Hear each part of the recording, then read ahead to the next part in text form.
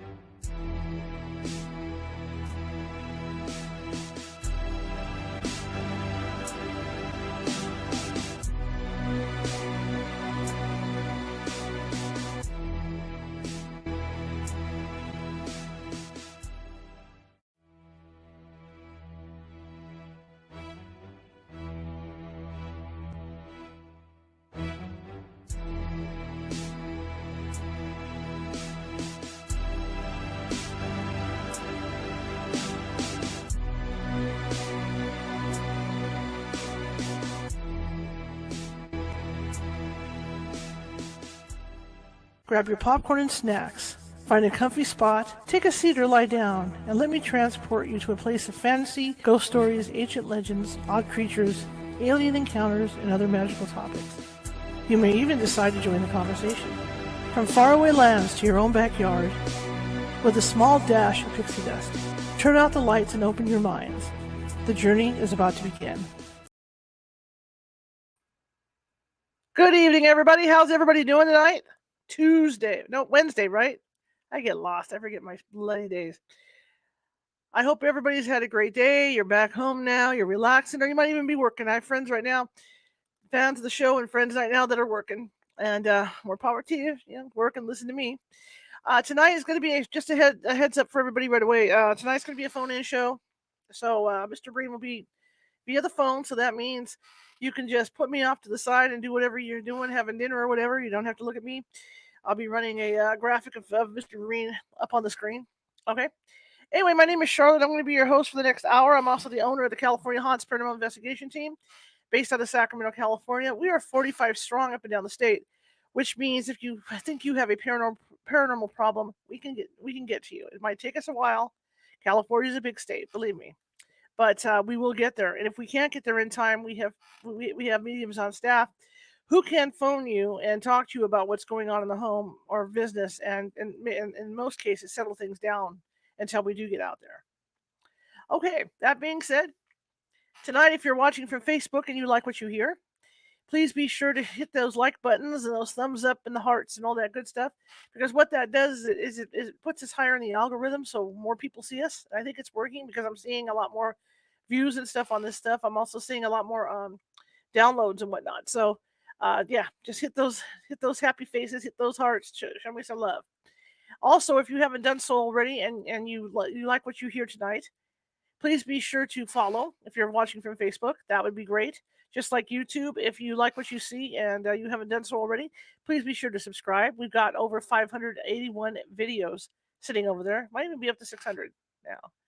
And they're all different topics, all different paranormal topics, all different other kinds of topics as well. I'm a journalist, photojournalist, so I hate covering the same thing all the time. I like to have a little change. So you'll see a bunch of videos over there of just different topics to go through. What I'm doing is I'm in the process, and I'll be done probably by tomorrow, of putting them in categories. So it'll be a lot easier for you guys to look up. So in other words, if you want to look up something, say with Mr. Brein, you're going to look up under ghosts and hauntings, right? So you just go in there and just look through the ghosts and haunting files. That'll make it a lot easier for you guys to find them on the page. I'm also very active on the YouTube community page. I put image polls over there. I've got a paranormal question of the day over there, so it's all interactive. Everything's interactive. So if you want to come and hang out, that's cool. I hang out over there. I've also got a California Haunts Paranormal Team Discord that I'll start putting the link up for, and after hours, you guys can come over and hang out over there. Another announcement is the Patreon page. We have a California Haunts Patreon page, California Haunts Radio. And we got some real nice offer over there. You guys should go over and check it out. Okay? Anyway, Mr. Brein has been on the show before, and he is called the Paranormal Psychologist. I think it's the Paranormal Travel Psychologist. And he's done a lot of work on people that are out traveling and running a ghost, which could be truckers or anybody that's on the road a lot, or somebody that's on vacation, and you end up staying in a hotel and they don't tell you that the place is haunted, and surprise, surprise, in the middle of the night, you get a visitor, right? Happens all the time. Happens all the time to paranormal investigators. I mean, we go to haunted hotels on purpose just so we can stay in the haunted rooms. Some people do that stuff. Anyway, he has a lot of stories about that, and that's what we're going to talk to him about tonight, are his stories about those. And I think you're going to like him.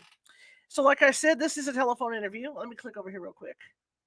Let's see who's in the... Hello, Marisa. This is a telephone interview tonight, so we're going to be gearing towards that. So let me call him. And I've done a couple things with the phone here, and I'm running a test tonight because the last couple times I did this, because I have changed the position of where the main mic for the show is, and so I'm always picking up the other mic, because I don't know why, but I am. But so I decided to do something different tonight. So we'll see how that works. How that goes. So let me get a hold of Mr. Brein, and we'll get the show going. We'll get the party started. And I did get some WD-40, so this should go away at some point. Okay, Mr. Brein. Do. Okay, here we go. Call.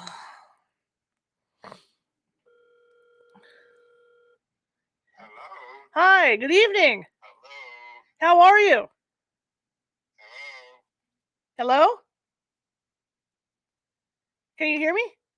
Yes. Oh, okay. Should I turn off Facebook or do I leave it on? You can turn it off. Turn it off? Yeah, Okay. it's all good. All right, good. So you can hear me really well now? Yes, sir. Okay, by the way, I'm Brian like Brian. Oh, Brian. Okay. All right. I'm sorry. Okay, so we're good to go. Yeah. Let me get this going here. I always tend to mess up names. That's my MO.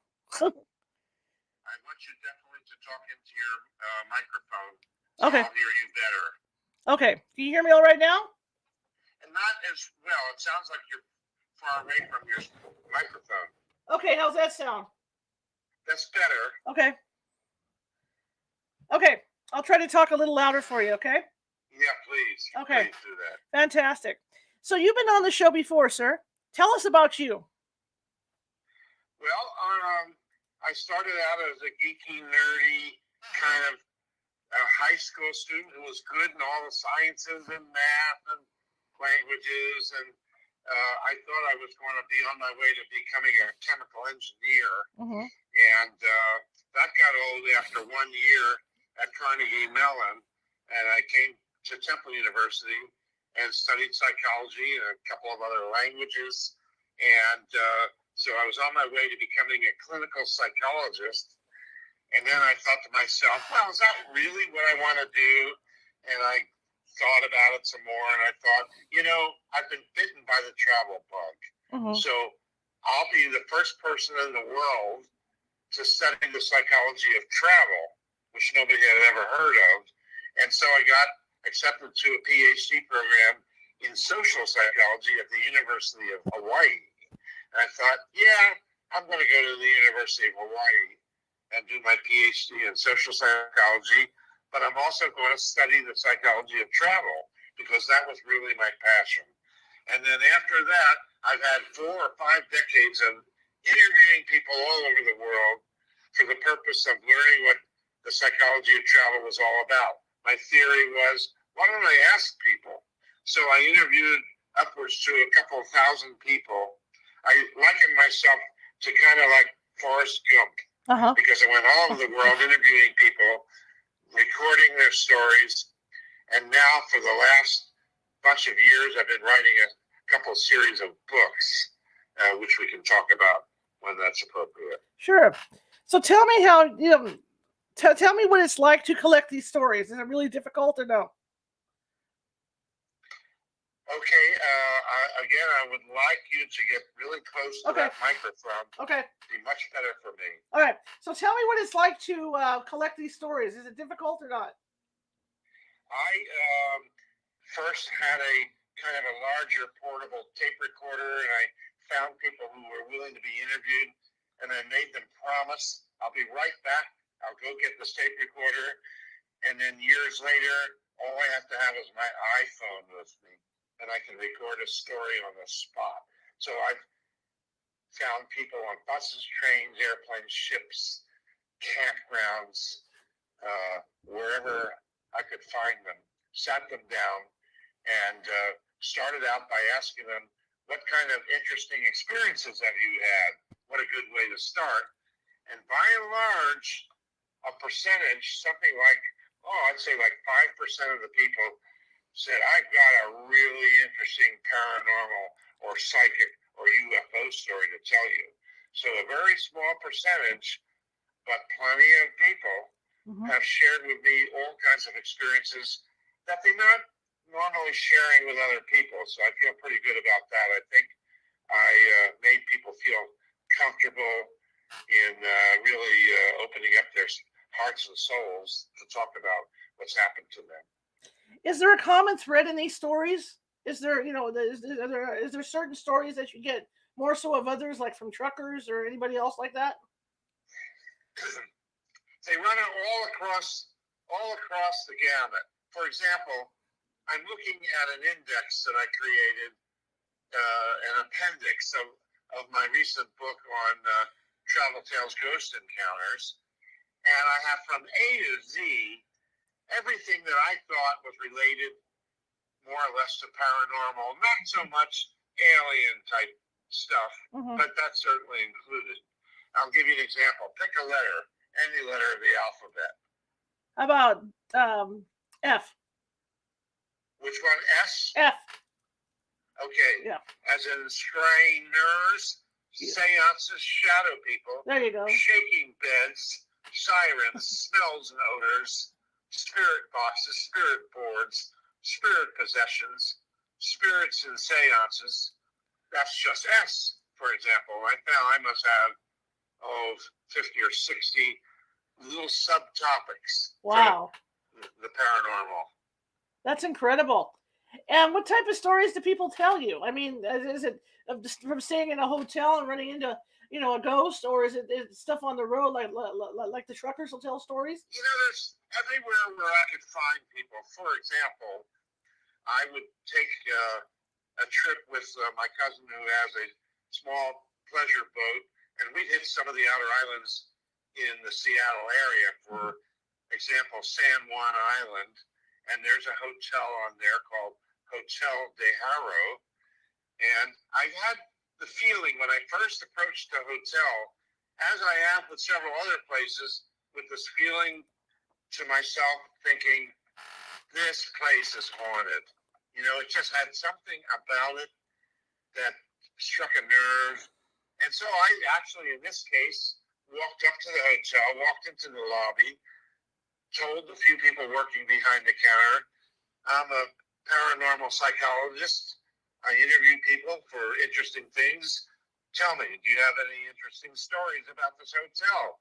And boy, I struck pay dirt on that one, and wound up interviewing on that particular trip the night manager and security person in charge of the whole hotel.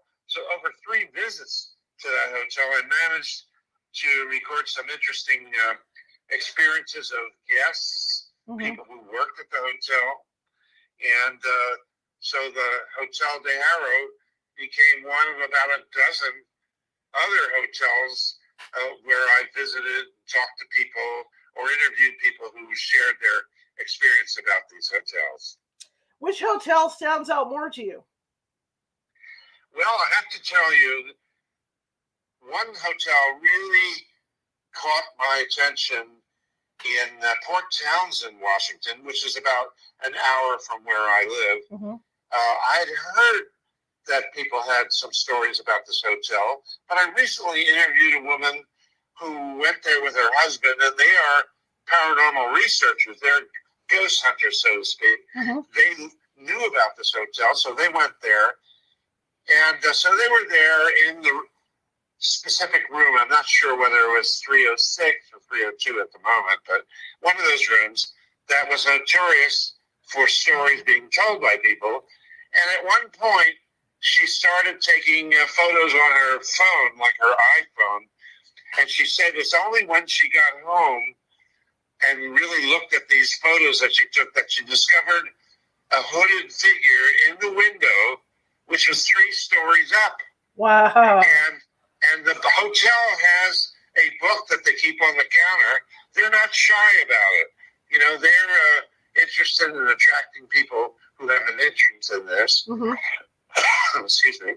And there's a book of people's experiences. And she said she thinks there's 1 or 2 similar reports in this book about seeing a figure in the window, 3 stories up, looking in the window. So I saw this photo, and I feel that it's valid, as far as I can tell. Wow. So that's one of my most recent. That's incredible. I know I've stayed in haunted hotels too, and they do, and a lot of them do, like their ghosts. They do keep a register of stories. I know the last time I was at the Murphy's Hotel here in the Gold Country, she came out with stories that were only written down, in the register and stuff. She had stories written on pieces of napkins and stuff to give to me. Once upon a time, hotels didn't dare to want you to even think that it's possibly haunted. Do you remember those days? I remember those days.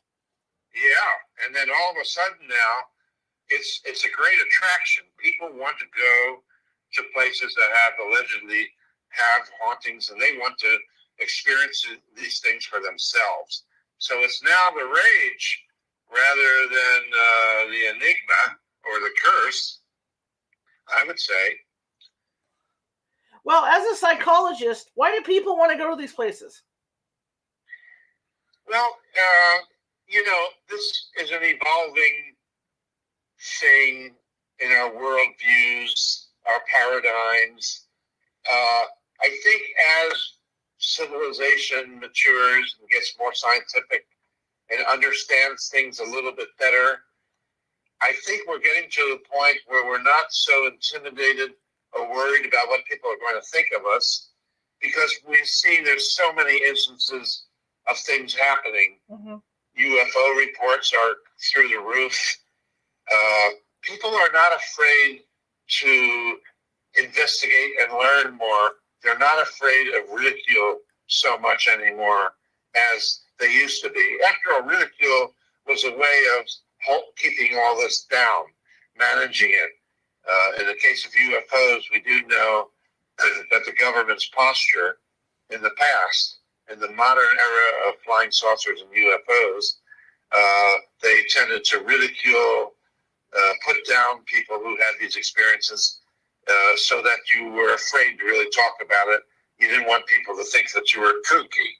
Mm-hmm. Now, people aren't worried about being labeled as kooks because it's in vogue now to investigate these strange things that are happening. Yeah, I do agree with you with that, because I remember back 25 years ago, even going into arrange to do something in a certain city, when I had to go talk to the city council and try to explain what we were doing, it was like walking on eggs, to try to explain it. But now it's not like that at all. It's completely changed.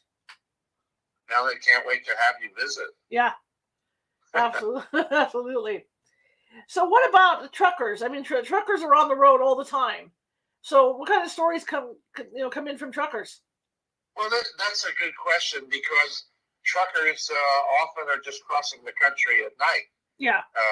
The daytime is too busy and too hectic. But I was just recently on George Norrie's Coast to Coast program. It was last Tuesday night. And of course, people who call in, some of them are driving their rigs in the middle of nowhere.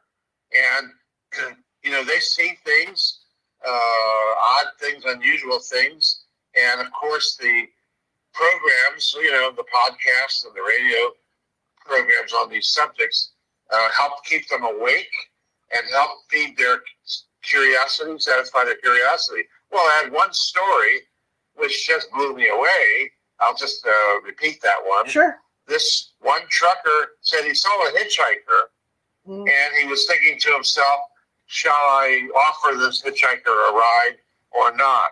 Well, it isn't as safe as it used to be. People aren't so eager to pick up hitchhikers, although it's a shame. It's too bad, because most of them are just fine. But he decided he better not. So he just waved, shined him on, just moved along, and drove and drove and drove and drove some more. And then all of a sudden he spotted a hitchhiker in the distance, and he drove up to this hitchhiker saying again, well, shall I give him a ride? Probably not. And to his astonishment and horror, it was the same guy. Wow. As the first hitchhiker. This is what he said. It's the same guy. And he got terrified, and he just floored his rig and just got out of there as fast as he possibly could. And I was listening to this, and I was thinking, wow, doesn't this sound less a paranormal thing than a glitch in the Matrix? Right. Like a blip, a jump, a warp of the Matrix, the theoretical, consciousness, fundamental stuff of the universe, maybe having a burp, and then you see the same hitchhiker in two different locations. It was not possible, said this driver, that somebody could have picked up this person, sped up ahead, passed him, covered all that distance, and deposited the hitchhiker again on the highway. So, at face value, really, you don't really see these people who are telling you the stories face to face which is better, of course. But he sounded sincere. He sounded like he was for real. He sounded like it was reasonable and scary. But that was an interesting case of a trucker's experience. Well, I have my own, actually, and we were going on an investigation for a newspaper article up in the foothills up here, and we were headed to a cemetery when one of my psychics and I were in the car. And as we came around this corner, we had a shadow man walk right in front of the car. Oh, my goodness. And he was so dark that he blocked out the lights from the headlights, completely. Wow. And then he just walked up this hill. So then I pulled over and I'm looking, and the hill was really steep. So there's no way a human could have walked up that hill. But I swear to you, the flashlights did not penetrate the shadow guy at all. Isn't it interesting when you think about this? We have so many different variations of paranormal expression. Mm-hmm. And it's hard. It's not easy to lump them together. I mean, it's a question of how much variation and variety is there in the paranormal. And with our own frames of mind and perception of the universe, we seem to know so little. Mm-hmm. I mean, we've been around, in the modern era, 100,000 years probably as humans. But in the modern technological era, less than 100 years. Mm-hmm. So I think of ourselves thinking in terms analogous to seeing the universe in terms of earth, air, fire, and water. Sure. And I don't mean that in a belittling, negative way. I mean, 1,000 years from now, we're going to have so many more concepts and have an understanding, a lot more of the interrelationships among things today that seem so disparate. Mm-hmm. We just don't know enough. We don't have enough of a frame of mind to put this all together in a unified theory of everything. Wouldn't it be nice to have a paranormal theory of everything where we knew how many different dimensions there were, where we understood what it means to say that the universe may be made up of just consciousness? My goodness. And yet now we're toying with something that's very exciting but frightening, and that's called, ready? AI, artificial intelligence. Oh, yeah, absolutely. How is that going to affect and impact the paranormal, do you think? I mean, right now, there's enough, and I hate to say it this way about the fakers, because there's all those photo apps out there where they can put ghost places, and that aren't real ghosts. And with the AI, that's just crazy. The people can create whatever they want as far as that goes. To create a ghost itself that's talking and walking and moving, and it's really frightening. And they would even interact with you, and that makes it frightening. So it's going to make it harder as far as the investigation goes to figure out what's real and what's not. Wait till AI starts trying to communicate with ghosts and apparitions. That too, yeah. Boy, they might just leave us in the lurch. Absolutely. I didn't even think about that until you said that. Yeah, boy. Yeah, well, it's got me thinking about it more because that's where we're hearing it from all corners. And then we hear, oh my God, we're on chatbot 3.0, and I'm just sort of trying to get used to chatbot 1.0. Right. And so this thing is just racing ahead with apparently very little control. So who knows where this is going to lead? Absolutely. Now that you say that too, I'm still looking at Sophie the robot.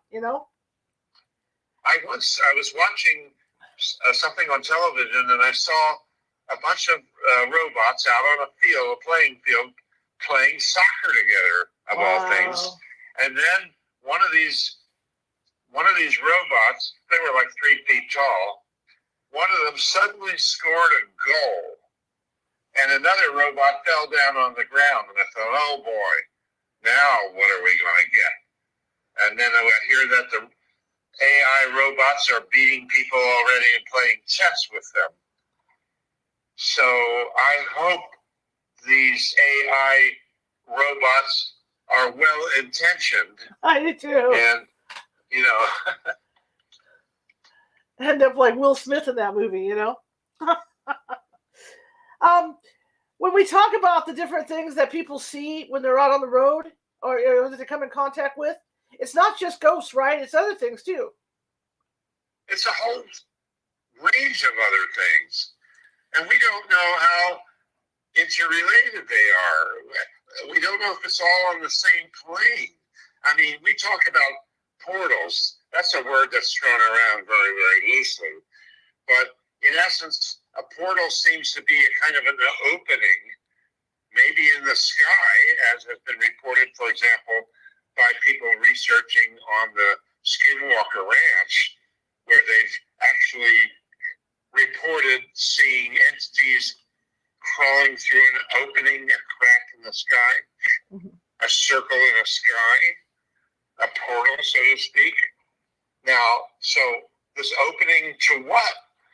Is it a number of different parallel dimensions? Do these beings that seem to manage coming through openings or portals similarly cross through and into other dimensions, other portals, other realms? If we only had an inkling of what's going on out there, I think we would be just flabbergasted. What about cryptids? Do people see a lot of cryptids? Please say that again. What about cryptids? Do people see a lot of cryptids out there? I didn't quite hear you because of the little microphone problem we're having, and my hearing isn't as great as it used to be. So, what about things like the dog man? Do people see a lot of that? The dog man? Yeah.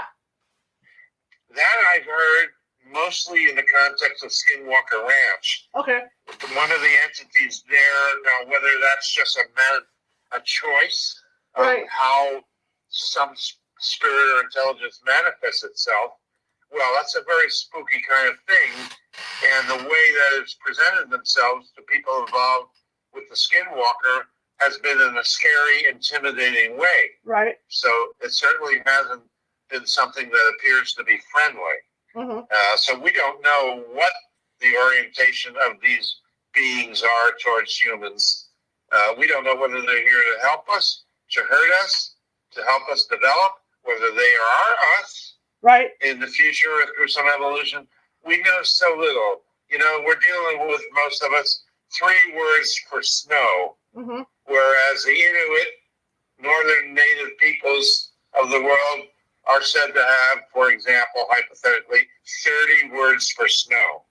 Well, when we have a better framework to understand how many entities and beings there are out there interacting with us, won't that be something? We've got a lot to learn.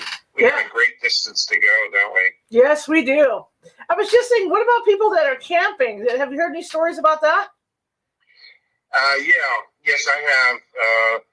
I've had an interesting report or two about people that claim that motorcycles came and went round and round their tents. And then when morning came and these were no longer there were no tracks. There were no motorcycle tracks. There were no signs that anything like that happened. Similarly, I've had people talk about entities running across the highway. For example, a friend of mine, fellow researcher who lives in Hawaii, said that suddenly he was driving on a highway, and suddenly something ran across the tracks, ran across the highway, and he thought he was going to run into and hurt this person, but it was just a spiritual entity. It was not alive. It was not a live person. So I've heard stories like that. What's are there any real scary stories that you have? Anything really scary? Okay, I didn't quite get that. I'm sorry. Okay, no problem. Are there any really scary stories that people have had? You know, if you could rephrase that question. Okay. Do you have a way to get closer? Yes, sir. To the mouthpiece? I really feel it would help. Okay. Have you heard any terrifying stories where people were really terrified? Where was that again? Have you heard any terrifying stories? Where people got really scared by whatever was there. Well, people have reported to me all manners of experiences with entities, without entities, door handles rattling, beds shaking, black shadows, an entity in a tree which scared the hell out of a bunch of girls on an outing. The farm and people that raise animals, 4-H, Sure, an event. This was a really interesting story because it involved a number of the girls that were there together. They all perceived this. Can I tell you that story? absolutely. Briefly? Yeah, absolutely. Okay. Yeah, these girls were to participate in a 4-H outing in Oregon. It was in a rural area of Oregon. And it was like a big encampment with a number of cottages. And then one of the buildings was the bathroom building, and it was a couple hundred yards away from the cabins. So these girls were sharing a cabin together, and they began to play some kind of a spirit type of card game. It wasn't a Ouija board or anything quite like that, but it was with cards. And they started to ask questions, and so the cards would be dealt out, and the cards would give a response to the question. Well, they said over time, the answers were always the same, pointing to the same entity as such, interacting with them. And it was a little scary and unnerving. And they also noticed that suddenly it was getting later in the day. Where did all the time go? So they said, let's have enough of this. Too spooky, too scary. So they decided, let's go out to the toilet bathroom cottage. And they start out on that, several of them. And this one girl was ahead of the others and suddenly noticed something in the trees. It looked like a human being wearing a long coat and a hat and looking down at her and staring at her. It's really frightening her. And then it jumps down out of the trees onto the grounds. Meanwhile, a couple of the other girls saw that too, and they ran right back to their cottage, and they said to their friend, "Come on, Susie, run, come back, get away from there." And she does, and she finds this human-like entity wearing a hat and a coat, like a raincoat, is running after her, behind her, as she's running back to the cottage. They get into the cottage, slam the door shut. It's dark now. No further sign of this entity, but they were really totally frightened, totally scared. They think it's all related to what they had been doing that afternoon. Anyway, she made a point of it to try to research the so-called entity that was up in a tree, like it was. And she found that what corresponded to it more than anything else was the so-called Hat Man. Oh yeah, that makes sense. Kind of like what I saw that night. Yeah, I've got somebody trying to call me, and I want to get rid of this. I don't know how to get rid of it. So you may hear a little beep on this end. I think the person will give up. Okay, we're good. We're good to go. Okay, that works. You talked about UFOs and alien encounters earlier. Do you have any of those? UFOs? Yeah. People having UFO experience. I've interviewed many people about the UFO subject, including some of the famous old-timer ufologists that are no longer with us. For example, I interviewed J. Allen Hynek. I interviewed Stanton Friedman. I interviewed Jesse Marcel Jr. Others who are still very much alive. I've interviewed Dr. Richard Haynes. I've interviewed pilots that claim that they've seen UFOs or had strange experiences while piloting aircraft. I've been active in the MUFON, M-U-F-O-N, Mutual UFO Network. I was once a state director for Hawaii, for 10 years or so for the MUFON organization, and I was appointed by the founder of MUFON as an ambassador at large for MUFON, which was kind of an honorary thing, but it was at the time when I was traveling so much as I was that I got appointed to this honorable position as ambassador at large. Nice. Yeah, and that was fun for me. And we had at times in the MUFON organization, after the major annual symposium that we would attend, we had the meetings with a lot of the ufologists that were there, some of the famous people, some of the speakers.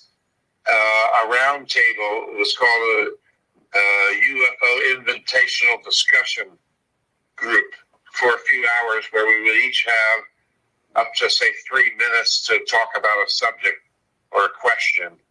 That was fun, and I was going to take that over, but it did not continue for one reason or another. Let me ask you this. Is there a lot of UFO activity in Hawaii? Because I live in Northern California by Mount Shasta. You know, and there's a lot of reports by Mount Shasta that's a volcano. So that's why I have that question. There's a lot of volcanoes in Hawaii. So is there a lot of activity for UFOs there? Yeah, first I want to say that I used to live in Ashland, Oregon, which was not that far from Mount Shasta. Sure. So I often went through Mount Shasta and met up with a fellow researcher who lived in Cedarville, California. So I'm familiar with the Mount Shasta area, and Southern Oregon had plenty of UFO activity. When I lived in Hawaii, there was continual UFO activity. I have heard some of the most incredible stories that people have told me about their UFO experiences in Hawaii. So being out there in the middle of the Pacific late at night, or sometimes even in the daytime, you would hear accounts of people about their UFO experiences. Also, interestingly, the history and culture of Hawaii had quite a bit of paranormal connection, spiritual connection. So I feel some of the stories of people who I've interviewed have told me some stories that have apparent connections to the ancient Hawaiian spiritual presence in Hawaii. So they've had encounters with, they feel were spiritual encounters with entities from Hawaii's past. That's absolutely fascinating. It is. That's some of those stories are in this latest book that I wrote called Travel Tales, Ghost Encounters. Can I tell people where they can view some of the things I've written in case they're interested? Absolutely. Yeah. A simple way to go look at some of this and see a little description of, for example, this recent book on Ghost Encounters, is you go to Books to Read. That's BOOKS, the number 2, read, READ.com, bookstoread.com, / and then my name, Michael, MICHAEL, hyphen, and my last name, BREIN.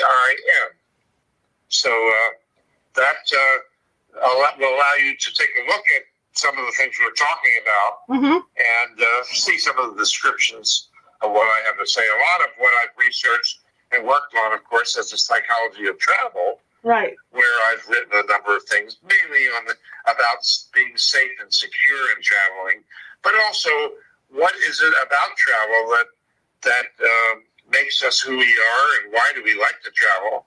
That's all that. But again, I say that a certain percentage of the stories are on all these unusual books, stories, which I call the Road to Strange series, which I wrote a couple of books along with, together as co-authors with.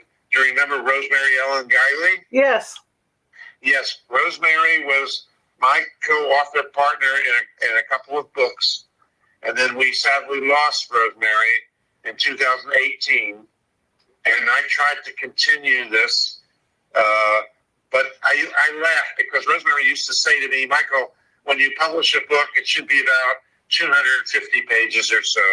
And I said to Rosemary, yeah.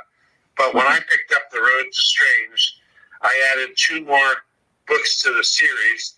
Now there's 4. And the 2 new books are between 500 and 600 pages. Wow. Because I just couldn't stop. Right. One was called The Road to Strange, The Contiguous Universe, which is a collection of stories of about 40 people, including myself, who have had either a lifetime of paranormal and or UFO experiences. Me, I personally had paranormal things happen to me, so I'm a subject of my own book. But I have included people who have had a mixture of both kinds of experiences, and I'm trying to understand a little more of what makes people tick in terms of having paranormal or UFO experiences. The last or most recent book in that series, The Road to Strange, A Psychic Reader, is a collection of a whole range of paranormal experiences that people have, all the ones I could gather mainly.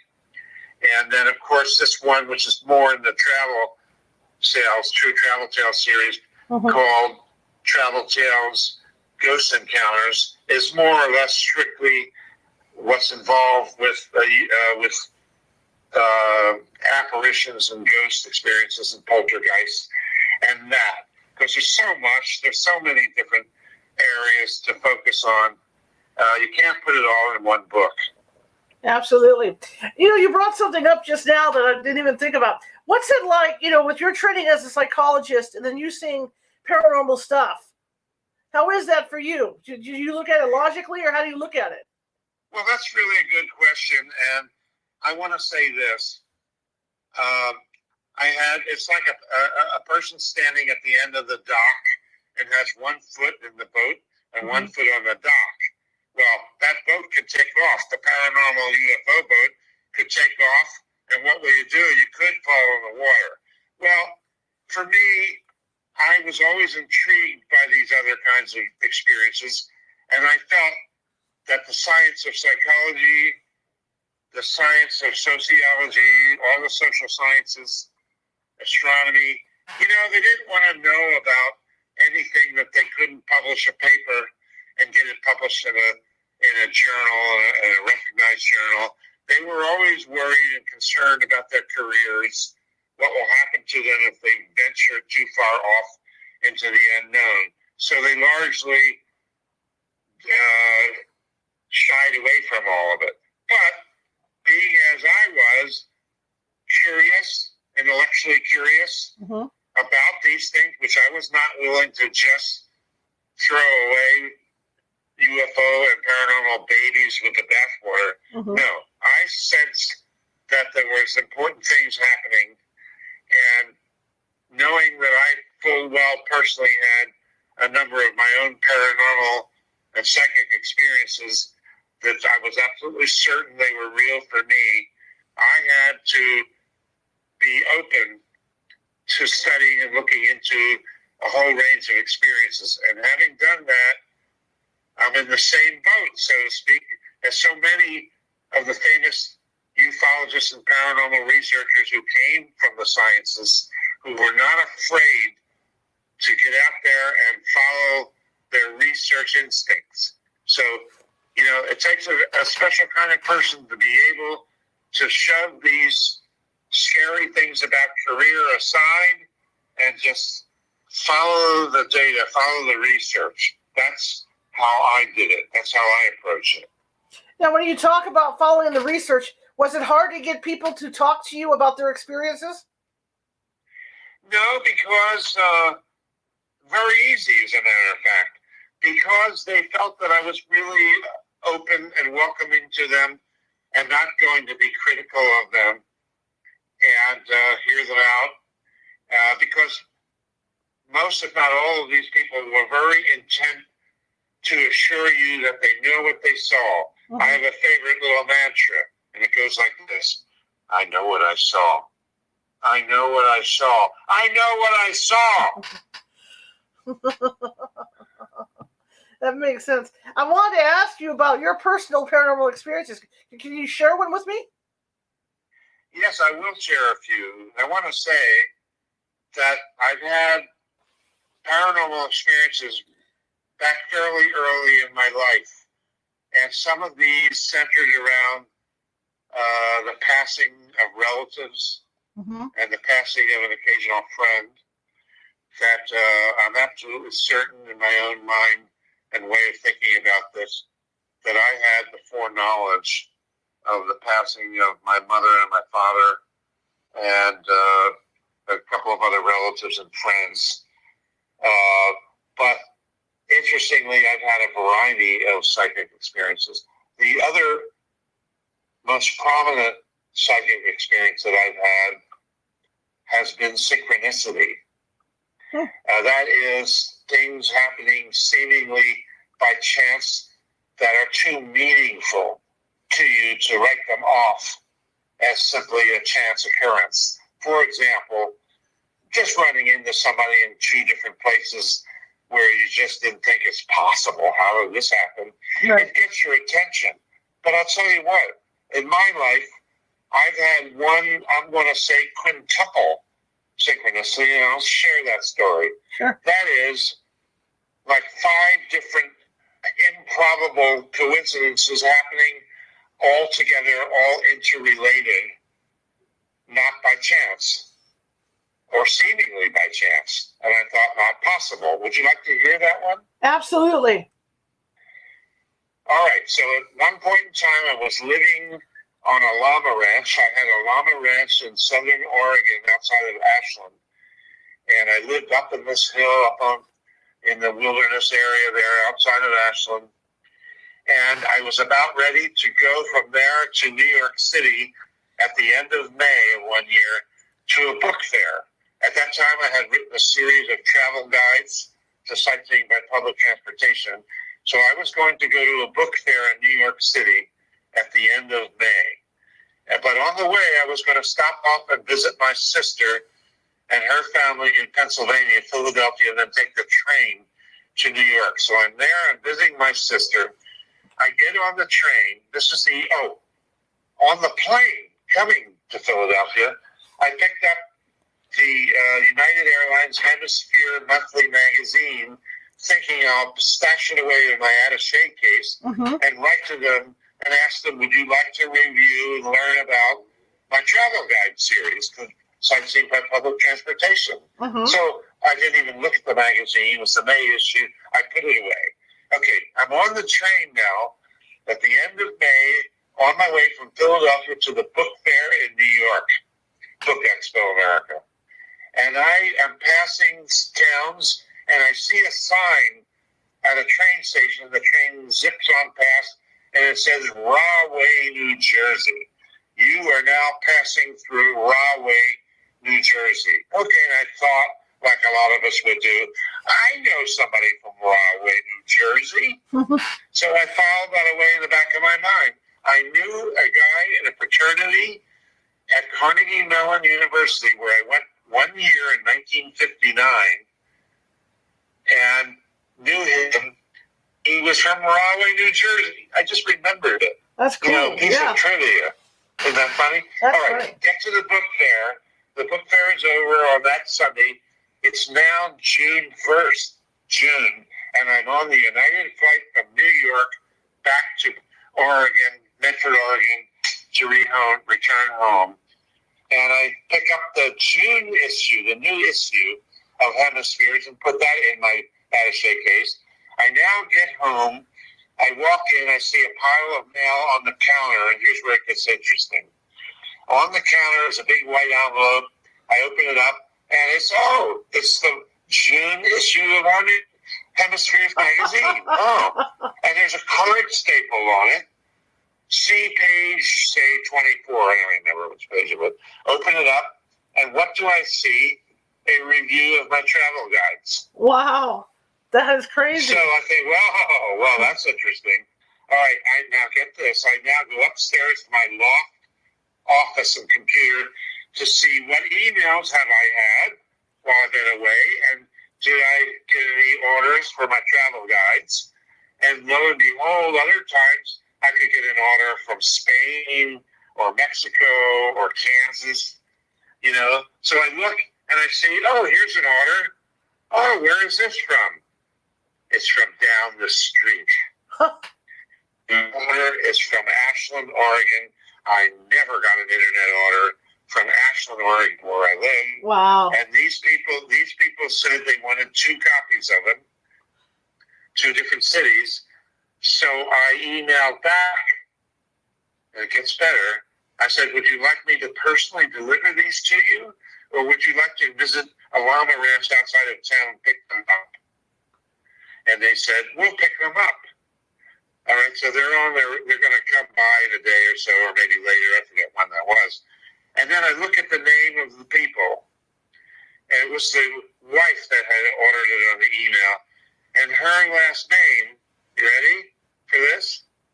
Was the same last name as the person I knew 42 years earlier at Carnegie Mellon University from Rahway, New Jersey. Wow. That's so crazy. I emailed back. Listen to this. I emailed back and I said, are you married to a person by the name of Jan, Jan, Chaiken, Chaikien? And I get a phone call, and the voice, I recognize the voice on the other end of the line. I recognize it. And the voice says, I would be that Jan Chaiken from Rahway, New Jersey. Whoa. Wow. And so they came over. I sang in the fraternity song, and I don't remember the words to songs, but I knew that one because when I was being hazed, I had to sing it all night long. So that's like 5 different interrelated things connected to the guides. I said, how did you happen to hear about the travel guides? And they said, we do statistical research for the New York subway system, and we thought this was interesting what you do, so we ordered it after seeing the Hemisphere magazine article. That's insane. That is. Now, how do you rack this up to chance and coincidence? That is incredible. Wow. Right. I had 2 other, I will say 2 or 3 other triple coincidences, triple synchronicities, and lots of individual ones with just 2 spectacular coincidences. I've also had an experience with some other college kids at the time with telepathy. Mm-hmm. And they were claiming I was guessing what they were thinking of, but I also know that they were guessing things I was thinking of. So it was a 2-way street. So I'm one of my own subjects in this book of people with multiple experiences. And I wonder if there aren't things we can learn from people who have had a mixture of different kinds of experiences. What are they like as people? Right. What are they like as storytellers? You know, this kind of thing. Right. It sounds like you really enjoy what you do, and I think that's wonderful. I love it. I love doing it, and I enjoy collecting these stories and writing them up and organizing them in ways that are entertaining, but ways that illustrate, I think, things that we're learning more about as far as the paranormal, as far as UFOs go, and as part of travel. I was, for a while, the only person really looking at what the psychology of travel is all about. And I've really come up with some new and interesting things that most people don't realize. And there was another person that calls herself a travel psychologist who is from England, and she's a clinical psychologist, and she got in touch with me. And it's funny because I invented the term. I'm the first one, and she kind of, it feels like she's venerating me, you know, like, oh my God, you're the first one that came up with this. So it's funny, but we're colleagues now. We'll probably cooperate and see if we can't do something together, right? You know, in the field. Right. If somebody comes to you and says, "Hey, I want to I want to take a trip to a real haunted location, where would you send them? I would say, well, I encourage you to go anywhere and explore, your interests and desires, and to kind of move up the famous old needs hierarchy that was invented by Abraham Maslow, called the needs pyramid. We've all had that in our beginning psychology courses, which says basically that we're striving to satisfy our human needs from the most basic ones, maybe first, like safety and security, up to becoming more of who we have the potential of becoming. And so I've always felt from the very beginning that the satisfaction of human needs, from basic, more explorative and broadening ourselves, is something that travel is really good for. That travel really does. That travel really helps you grow personally. And so I found, now I am marrying the idea that paranormal experiences and psychic things are things that you can have happen to you while you're traveling. And maybe perhaps some of us are not. Some of us are in fact attracted to doing traveling. Maybe because some of these inner needs and desires are surfacing. A quick example of this are people who go to some of these countries, say like England and Ireland and Scotland, the British Isles, where they feel they've had some connection to the notion of a past life. I think some people are drawn overseas to view these megaliths in countries that have certain spiritual effects that we don't entirely understand. So I feel like I've begun to see how travel and the paranormal, and to some extent ufology, are all tied in a little bit together. You can expand, you can learn more. Travel just helps us grow personally in all aspects of our lives. Absolutely. So what's next for you?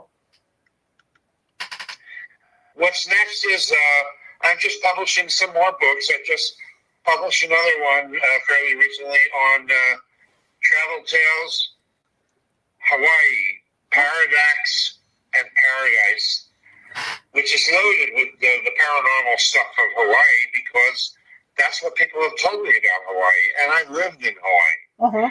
So, but it's not just the paranormal. It's what a travel experience to the Hawaiian Islands is like, including plenty of accounts of the paranormal, ghosts and the paranormal. So I'm writing more books in my series. I'm increasingly writing them and covering different geographic areas around the world and different topics of the experiences of travel, like mainly safety and security, but I've got a book on the funniest stories people have told me about their travels. I have a book on the scariest stories that people have told me about their travels. And then I have the Road to Strange series. Again, that's bookstoread.com /Michael-Brein, Brein. Fantastic.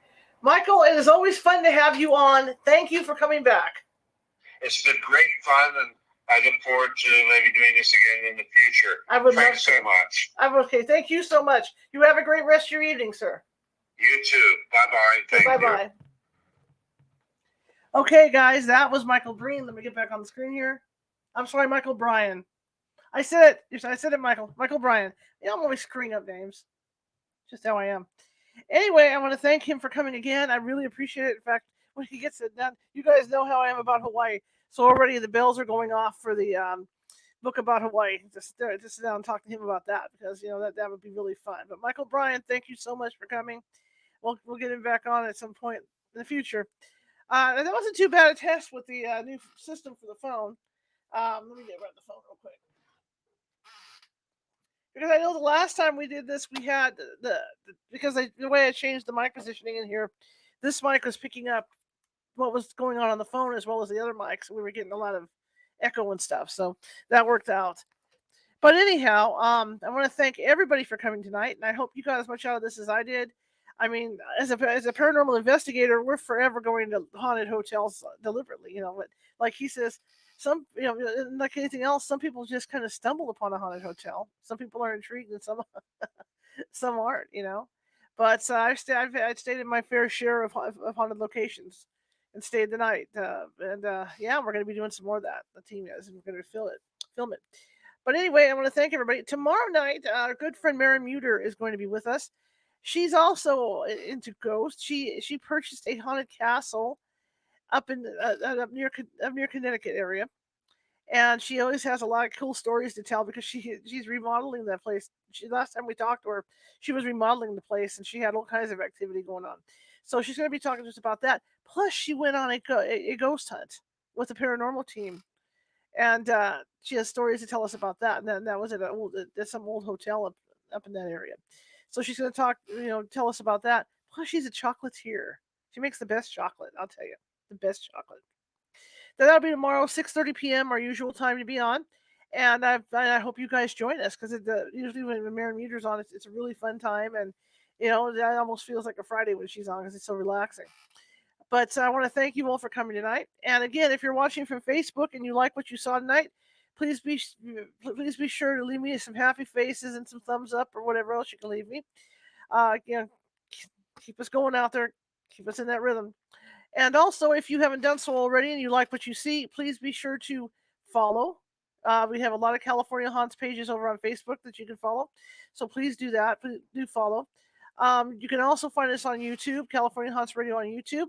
And if you like what you heard tonight again, you can check out some of our other videos as well.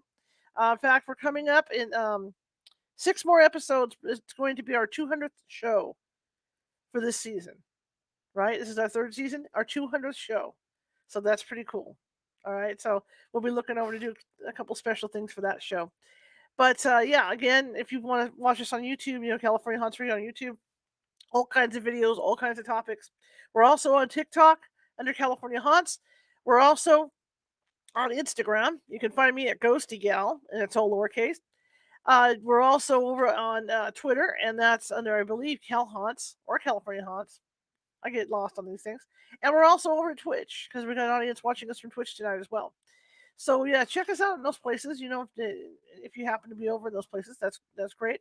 And like I said, I'm going to get the Discord information up starting tomorrow, so you guys can join me over at Discord because I don't stop working until 2, 3 in the morning. So I'm up at the nights and I'm chit chatting with people and whatnot all night.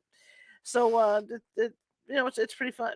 Okay, and the Patreon that's coming along. There's a glitch with the Patreon right now that they're trying to figure out because my goal with the Patreon is that when I do a pre-recorded show for the members of the Patreon, that's their benefit. It's one of their benefits is that they get to see the show 2 weeks before everybody else does.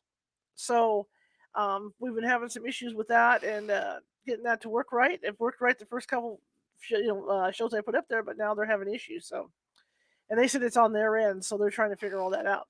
Okay, everything being said, I'm tired, you're tired, and I will see you guys tomorrow at 6:30 p.m. Pacific. Have a great evening.